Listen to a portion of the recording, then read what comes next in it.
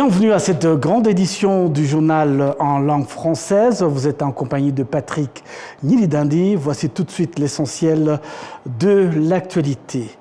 La première dame du Rwanda, Madame Jeannette Kagame, ensemble avec plus de 2000 jeunes, étaient ensemble cet après-midi pour échanger sur l'histoire du Rwanda et savoir la contribution de la jeunesse à la nation. Suivons ce reportage. Le programme de la jeunesse Igihango Turungano se tient à Inal Conference Arena dans le but de commémorer le génocide perpétré contre les Tutsis, en particulier la jeunesse qui a été victime du génocide commis contre les Tutsis en 1994 et de passer le pacte selon lequel le génocide ne se reproduira plus jamais. Cet événement rassemble plus de 2000 jeunes venus de toutes les régions du pays, représentant différentes catégories ainsi que par des responsables dans différents secteurs. Événement honoré par la présence de la première dame du Rwanda, Jeannette Kagame. Le programme Jeunesse Igihango Turungano est une excellente occasion de renforcer l'importance du partage des connaissances historiques entre les générations et de rappeler à chaque génération ses responsabilités, en particulier à une époque où certains déforment l'histoire du génocide perpétré contre les Tutsis à travers les réseaux sociaux dans le but de tromper le monde et les jeunes du Rwanda. Aujourd'hui, en tant que jeune, vous êtes entouré par beaucoup d'informations provenant des réseaux sociaux et des personnes individuellement. Il y a actuellement des gens qui se sont proclamés des experts sur le Rwanda, de telle manière que chacun se réveille en pensant avoir quelque chose à dire sur lui, soi-disant qu'il cherche ce qui est bien pour les Rwandais, comme l'indique cet adage rwandais qui dit que celui qui compatit beaucoup pour un enfant plus que sa maman. Vous comprenez ce que je veux dire. De tout cela que vous entendez, le plus intelligent, c'est celui qui sera capable d'user de discernement et d'analyse pour savoir ce qu'il doit comprendre et suivre. Vous qui êtes encore jeune, il y a autre chose que nous devrions vous demander en tant que parents, mais en fait, vous n'êtes pas si jeune pour ne pas comprendre pourquoi il est important d'être ferme sur la véracité de notre histoire et poursuivre la commémoration et la reconstruction et que tout soit fait au même rythme.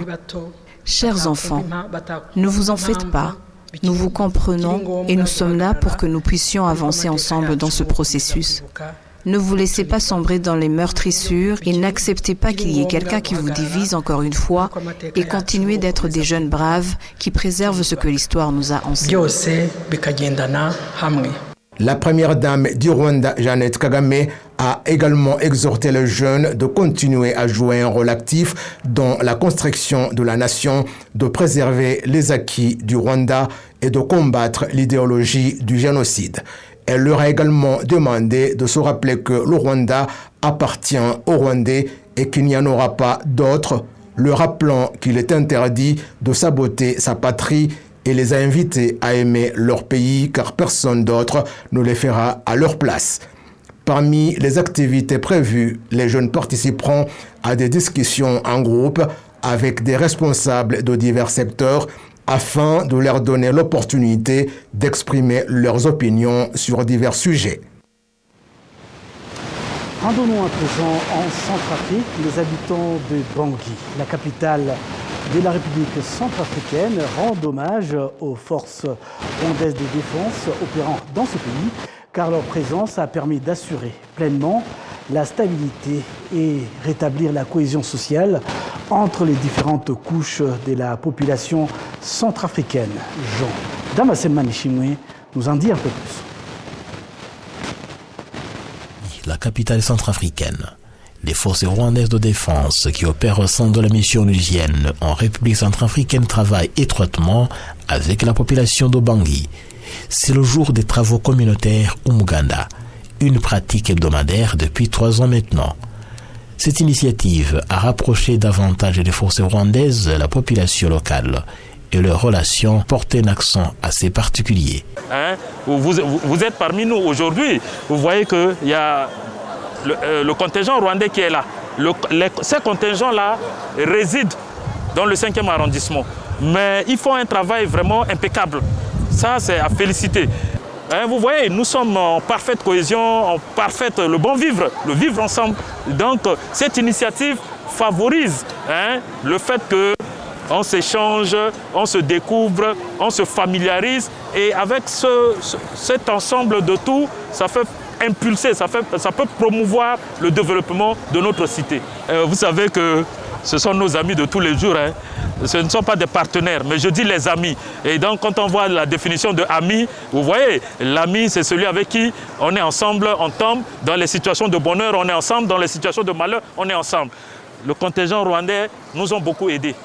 Les forces rwandaises ont de façon spectaculaire contribué au retour de la paix en République centrafricaine et continuent de veiller au maintien de l'ordre aussi bien le jour que la nuit. C'est ce qu'apprécie la population centrafricaine. Ce sont ces contingents-là qui nous ont amenés vraiment à avoir cette stabilité dont nous sommes, la cohésion sociale. C'est eux-mêmes qui nous ont parlé de ça et maintenant on a une cohabitation avec les musulmans, avec toutes les couches.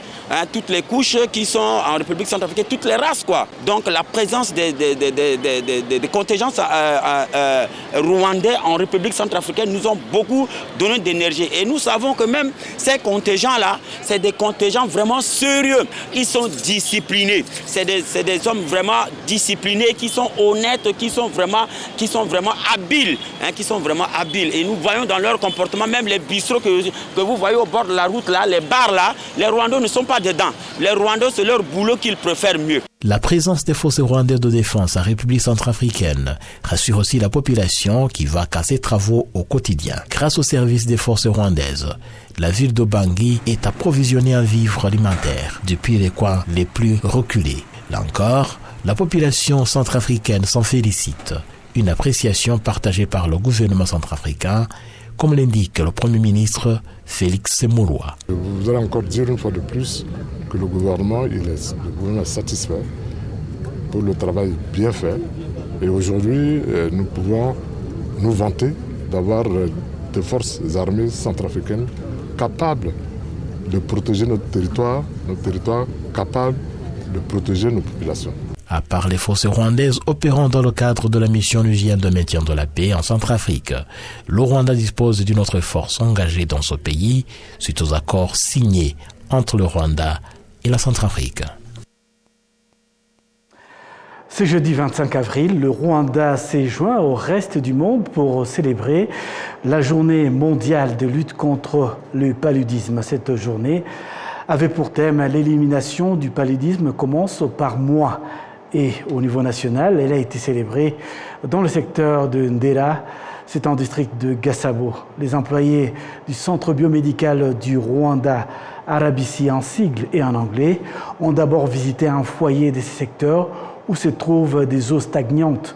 Ils ont montré aux habitants et aux filières de santé comment ces eaux sont propices à la reproduction des moustiques vecteurs du paludisme et comment se protéger soit en les asséchant, soit en y mettant un comprimé spécial qui tue les moustiques avant qu'ils ne deviennent porteurs de la maladie.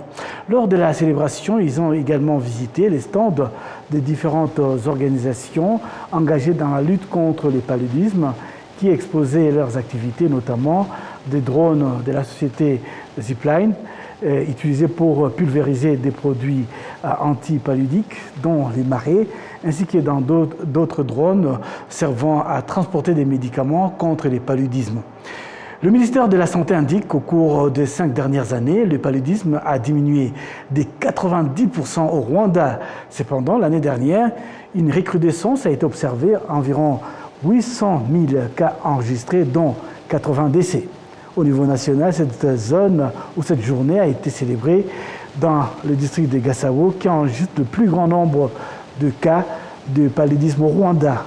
En mars, ce district comptait environ 13 000 malades. Les auxiliaires de santé de cette région affirment que les dépistages précoces et les traitements rapides des membres des familles touchées ont eu un impact positif. Ainsi, la directrice exécutive de l'ONG rwandaise a fait observer que la recrudescence du paludisme constitue un défi majeur que cette organisation continuera à affronter. Depuis la semaine dernière, une campagne de dépistage familial a été lancée dans 15 secteurs de la ville de Kigali. Elle consiste à tester tous les membres des familles pour détecter et traiter à temps les cas de paludisme. RBC a révélé que 769 personnes ayant consulté pour le paludisme ont été testées et 2326 membres de famille ont également été dépistés. Parmi eux, 626 cas de paludisme ont été confirmés.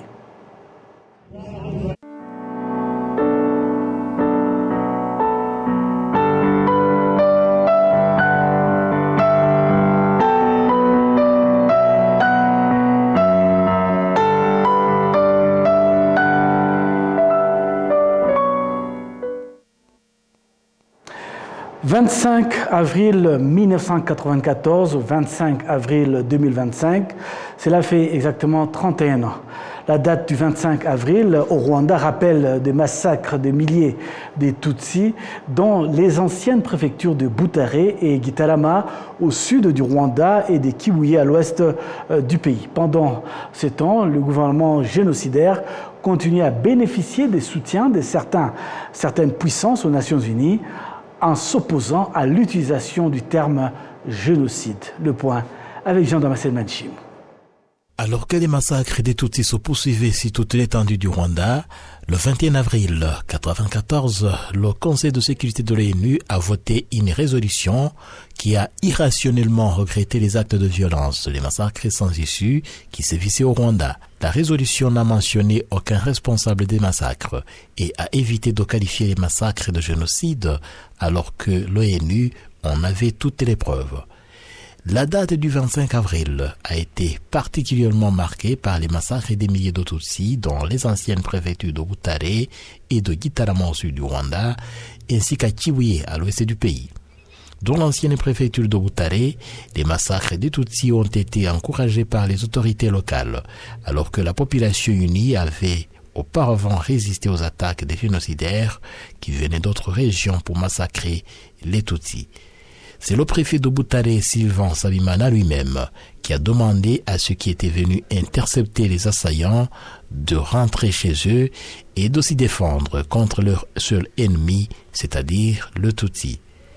À Butare, environ 8000 Tutsis ont été massacrés dans l'ancienne commune Mbazi, les tueries orchestrées par les militaires qui venaient du camp militaire d'Ongoma avec les miliciens Imberamwe qui se servaient des armes traditionnelles. Toujours à Butare, les Tutsis ont été massacrés à la paroisse de Savé et ont commencé à être tués entre le 21 et le 25 avril 1994. Ils ont également été tués des Tutsis qui étaient venus de Ndora, de Muganza, de Nyaruguru et de Ruhashya. L'ancienne préfecture de Butare était dominée par le parti PSD qui y comptait de très nombreux membres. Une des raisons pour lesquelles les Tutsis s'y sentaient en sécurité, parce que le PSD et le MRND, parti présidentiel, ne s'entendaient pas. Les autorités ont pour cette raison adopté une stratégie particulière pour déclencher le génocide dans cette localité avec une mobilisation particulière faite par le président Théodore Sindikubwabo lui-même, venu à Butare le 19 avril 1994 pour inciter les Hutus à tuer les Tutsis. Cette mobilisation a été accentuée par d'autres politiciens, notamment l'ancienne ministre de la Famille, Pauline Nyiramasuhugo, qui incitait au massacre des Tutsis jusqu'à demander même aux hommes mariés et aux femmes Tutsis de tuer leurs conjoints. Dans la nuit du 25 au 26 avril 1994, de nombreux Tutsis ont été également tués dans plusieurs localités de Butare comme à Nyanza, Arizal Songa et ceux qui tentaient de fuir vers le Burundi en passant par la rivière Akanyaru étaient arrêtés et tués sur les barrières érigées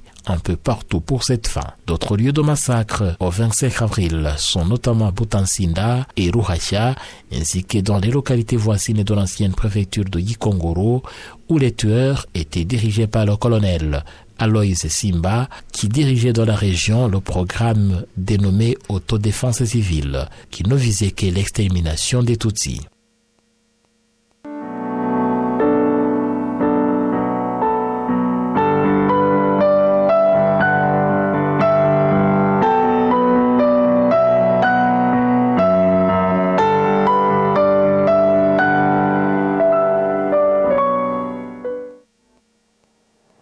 Parlons à présent unité et réconciliation. Les rescapés du génocide perpétré contre les Tutsis réinstallés dans les villages intégrés en district de Rusizi et Nyamasheke affirment qu'ils vivent dans un esprit de solidarité, partageant tout et participant ensemble à des activités qui les aident à se développer.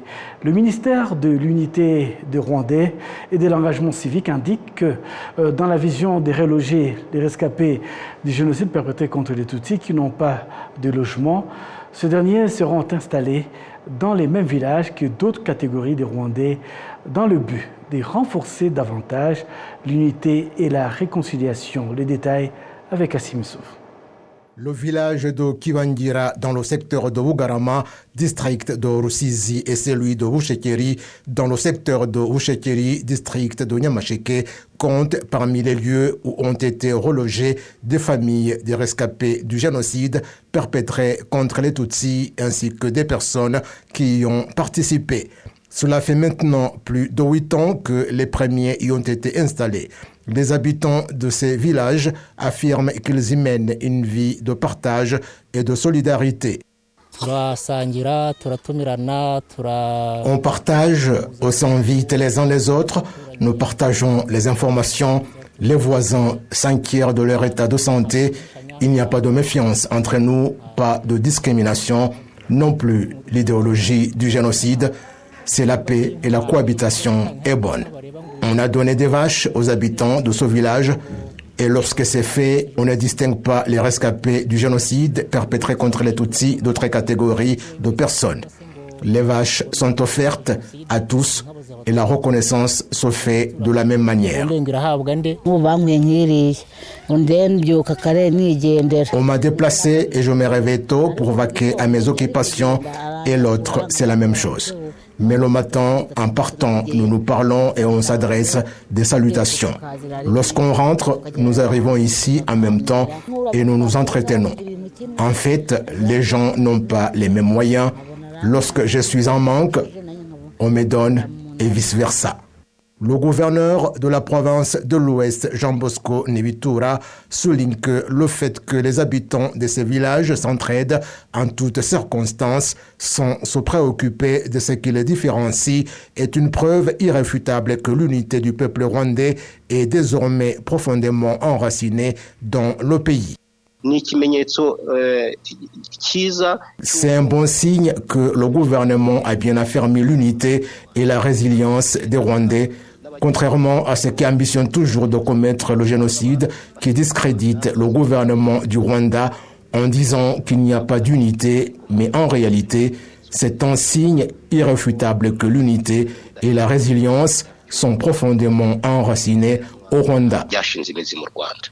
Le ministre de l'Unité des Rwandais et de l'engagement civique, Dr Jean Damascène Bizimana, indique que dans le cadre de la stratégie plus large de relogement des rescapés du génocide perpétré contre les Tutsis démunis, des directives ont été données pour qu'ils soient regroupés avec d'autres catégories de la population afin de renforcer l'unité et d'assurer leur sécurité.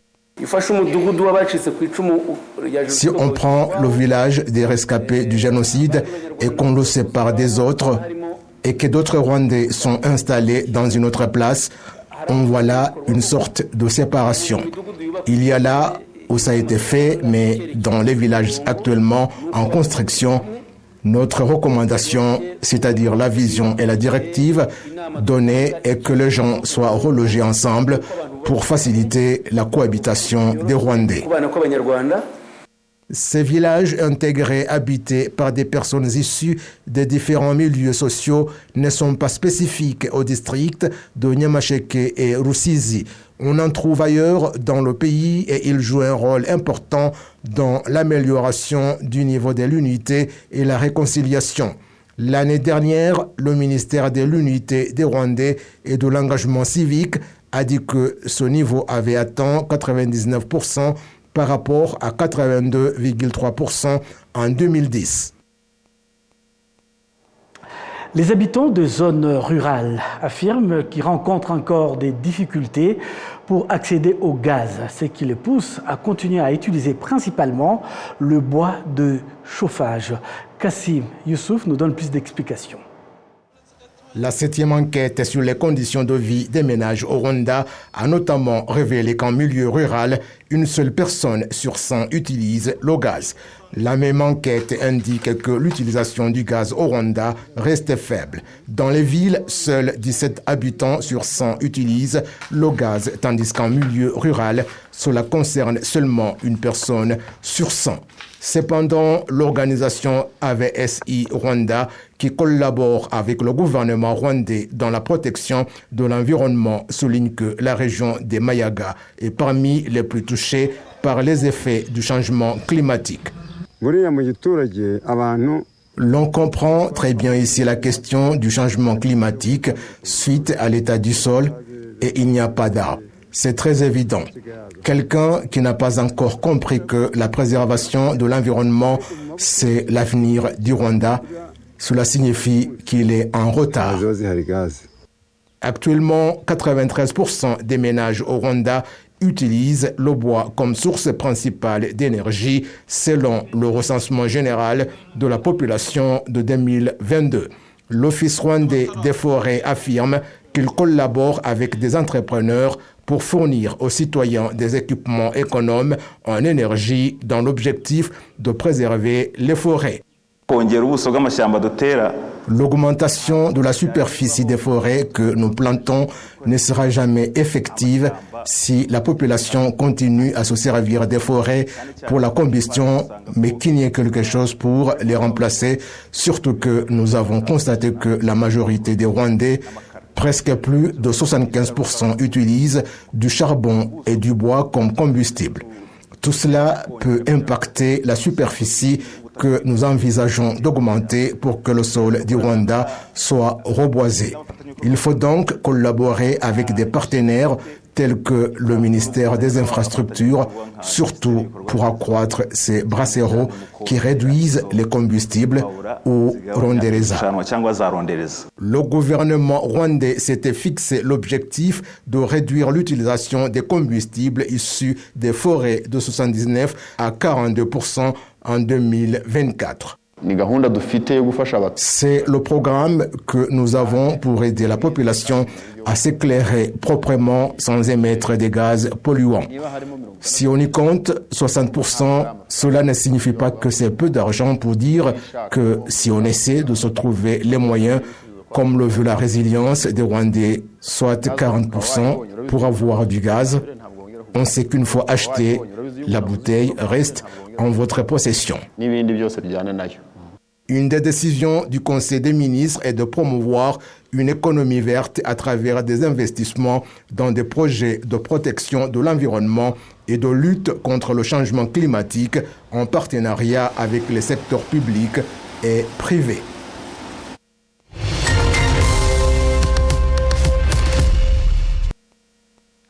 C'est donc avec cet élément que nous allons mettre un point final à cette grande édition du journal à langue française. Au nom de toute l'équipe qui m'a accompagné tout au long de ce journal, je vous souhaite de passer un excellent week-end en notre compagnie.